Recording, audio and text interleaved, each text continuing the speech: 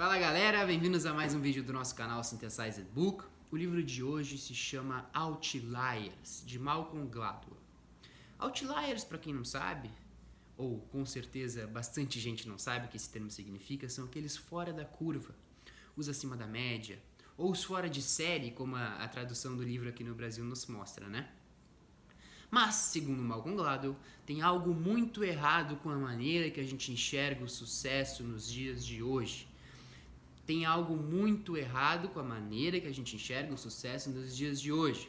Por quê? A gente atrela ainda muito o sucesso ao esforço individual. A gente ainda, e com certeza, né, todo mundo adora aquelas histórias de pessoas que saem de baixo e somente com o esforço delas, sem ninguém ajudando, com o esforço, com a dedicação, elas conseguem atingir o topo em suas áreas que elas querem, nas áreas que elas escolheram. Mas calma. O sucesso depende de muitos outros fatores. Ninguém surge do nada. Ninguém vence em uma história por trás. Ninguém vence em um contexto. Ninguém tem o sucesso num estalar de dedos ou do dia para a noite. O sucesso depende muito de vantagens ocultas, que eu vou falar para vocês depois, de oportunidades. A família conta muito, nossos parentes contam muito, nosso legado cultural conta muito. Ou seja, onde e quando nascemos também é fundamental para dizer se a gente vai ter ou não sucesso. Pode nos ajudar muito ou também nos atrapalhar muito. Beleza? Então é claro que o sucesso tem muito a ver também com esforço, com a dedicação, com o talento.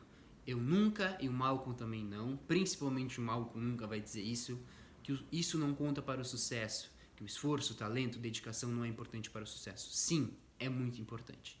Mas existem outras coisas que são tão importantes quanto isso. Beleza? Para começar a ilustrar para vocês, eu vou trazer algumas histórias de sucesso que vão mostrar para vocês que é muito mais do que o talento, que as oportunidades também podem e são fundamentais para que isso aconteça. A primeira história é uma história muito interessante, é sobre o hóquei no Canadá. O Canadá, com certeza, é um dos países mais apaixonados por hóquei no mundo. É um país que respira hóquei, aquele esporte que é jogado no gelo. Quando as crianças lá no Canadá, por ser um país muito apaixonado, quando elas atingem 9 ou 10 anos, elas começam a ser selecionadas para equipes de elite, para disputar campeonatos nas equipes dela. Só que sabe quem são selecionados para essas equipes de elite com 9 ou 10 anos? Os maiores e os que têm mais coordenação motora. Só que os maiores que têm mais coordenação motora, em sua maioria, são quem nasceu em janeiro, fevereiro ou março. Ou seja, esses meses de maturação a mais que essas crianças têm com relação a quem nasceu em outubro, novembro e dezembro, fazem elas ser selecionadas para jogar nessas equipes de elite. E sabe qual é o impacto disso para o futuro? Por elas terem sido escolhidas por essas equipes de elite, quando chegarem aos 13 e 14 anos, elas vão ser realmente melhor do que as crianças que nasceram em outubro, novembro e dezembro. Porque elas passaram por um sistema de treinamento que fizeram elas se desenvolver. Ou seja, essa pequena vantagem dada a elas, somente pela idade e pelo mês que elas nasceram, vai fazer toda a diferença para o talento delas no futuro. Ou seja, com 9 ou 10 anos, elas não eram melhores que as crianças que nasceram em outubro, novembro e dezembro. Mas com 13 ou 14, elas já se tornaram mais talentosas, elas já se tornaram melhores, elas já se tornaram mais treinadas, porque elas participaram de um treinamento que fizeram isso com elas.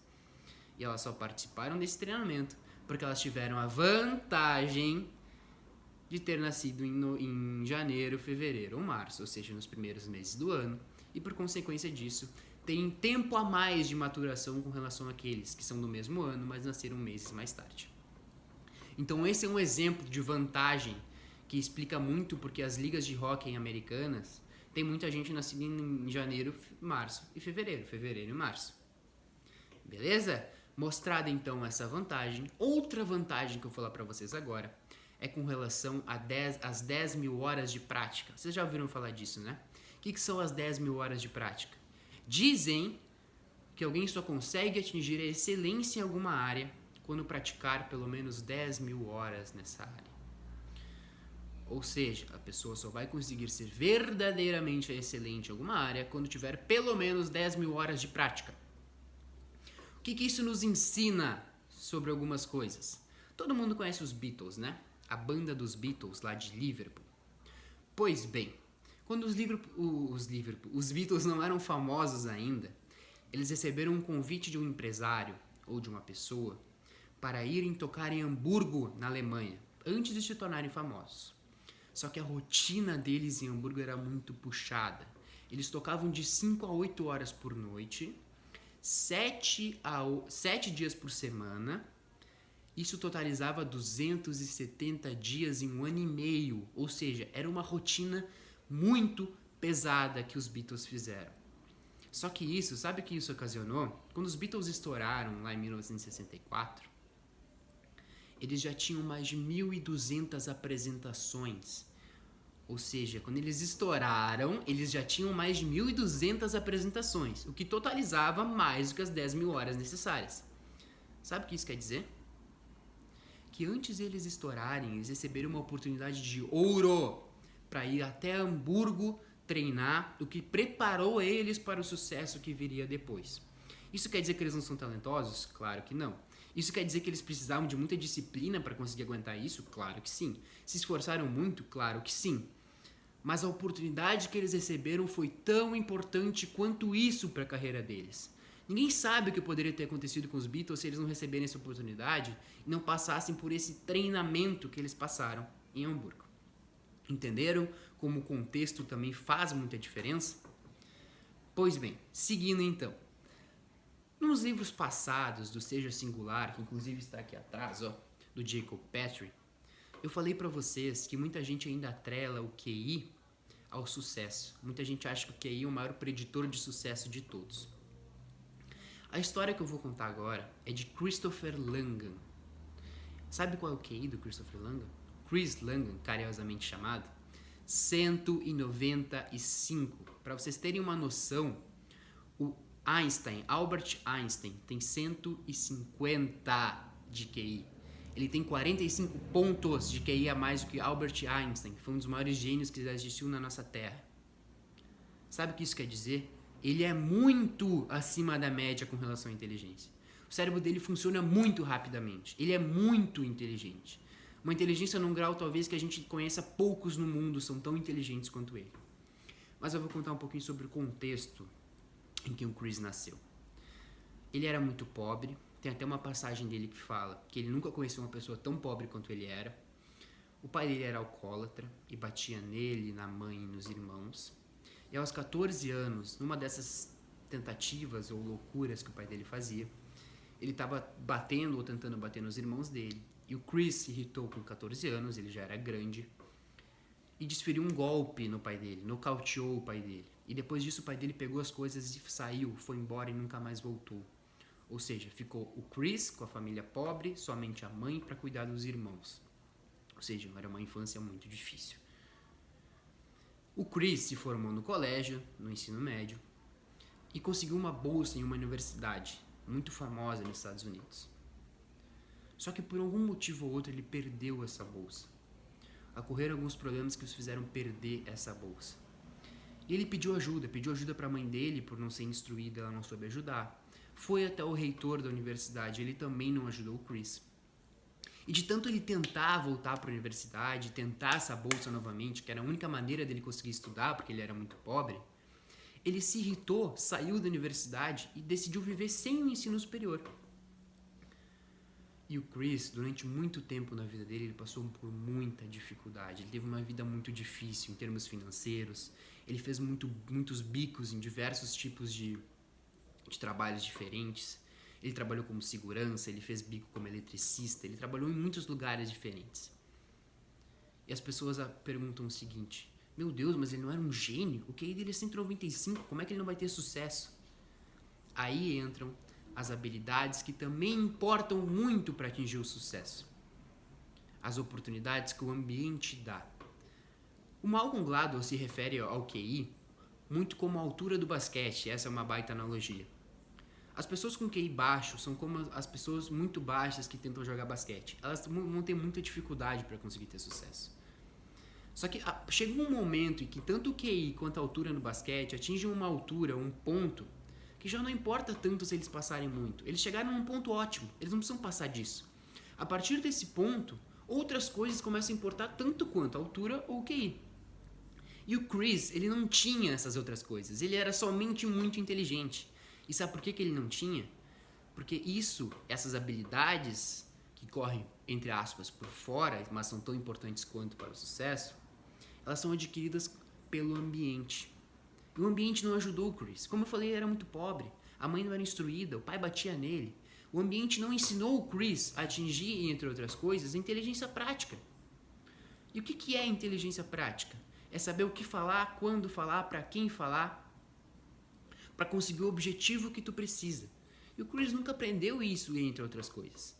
E isso explica por que ele, mesmo sendo um gênio de 195 de QI, ele não tem atingido sucesso na vida dele. Porque chega um momento que já não é tão importante ter o QI, eu preciso ter outras coisas para ter o sucesso. Por isso que entender o contexto de uma pessoa é muito importante também. Entenderam? Então vocês entenderam as 3 histórias que eu trouxe para vocês? Uma sobre o hockey no Canadá, uma sobre o Beatles, a importância das oportunidades que eles tiveram para atingir as 10 mil horas de prática, e a outra dizendo que o QI não é tudo. Chega um momento em que o QI não é tudo. Tem uma frase também que fala, que um professor de direito fala no livro, que o QI deixa de ser importante quando eu estou no meio de pessoas muito inteligentes.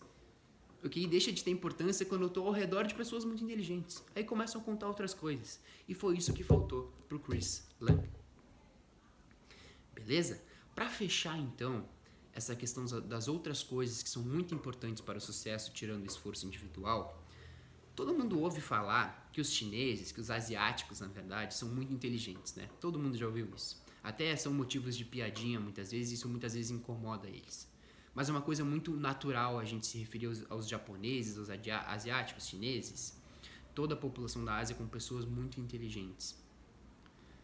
E tem uma relação entre principalmente a língua chinesa e os números que é muito interessante e vai mostrar para vocês como o legado também importa para isso. O autor, Malcolm Gladwell, ele observou um estudo em que alguém deu uma sequência de números para as pessoas que falaram línguas do Ocidente e os japoneses. Uma sequência de 7 ou 8 números. A chance dos chineses decorarem esse número era muito maior do que as pessoas que falavam línguas ocidentais. Sabe por quê? Porque eles possuíam facilidade para decorar na língua deles. Os números são muito mais fáceis de falar na língua dos chineses do que nas línguas ocidentais. Ou seja, eles possuíam facilidade para isso. Foi mal, pessoal, deu um probleminha na câmera aqui, mas eu voltei. Eles possuíam, continuando então, eles possuíam facilidade para memorizar esses números. Dizem que a gente consegue memorizar dígitos em até 2 segundos, os dígitos que são falados ou ditos por nós em até 2 segundos. E eles demoraram, os chineses demoraram 2 segundos para dizer todos esses números que foram ditos para eles. Então isso explica por que os chineses têm facilidade com os números, também explica. E é muito simples a gente trilhar esse caminho. Ou seja, eles têm facilidades para decorar números, eles começam a gostar de matemática, eles começam a se esforçar mais na matemática, eles começam a ter resultados melhores na matemática e ao longo do tempo, acumulando essas vantagens, eles se tornam melhores na matemática do que o restante do mundo. Entenderam por que então eles são tão bons na matemática?